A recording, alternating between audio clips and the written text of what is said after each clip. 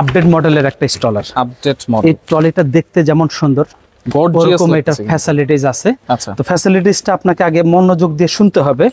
মনোযোগ দিয়ে শোনার আগে আমি একটা একটা করে বলি। আচ্ছা, এটা বসানো অবস্থায় বেবিকে কাঁধে বেল্ট আছে, ফিক্সড করে এখানে বেবি ধরে বসতে পারবে।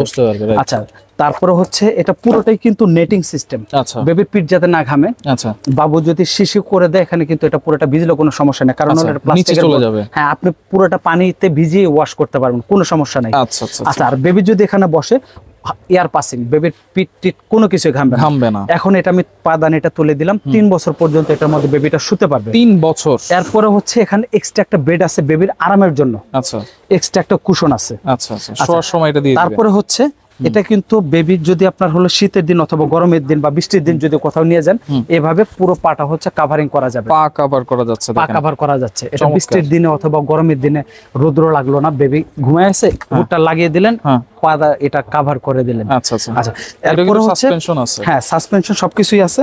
এটা হচ্ছে এভাবে যদি চাইলে এটা পুরোটাই আপনি কভার করে দিতে পারবেন, পুরোটাই কভার হয়ে যাচ্ছে। এরপর আপনি যদি এটা হুড দিয়ে কভার না করতে চান, এক্সট্রা একটা নেট থাকবে পুরোটা কভারিং করার জন্য। আচ্ছা, এই যে এরকম এক্সট্রা একটা নেট, এরকম এক্সট্রা একটা নেট থাকবে, তাহলে কি হবে, বেবিটা ভয় পাবে না।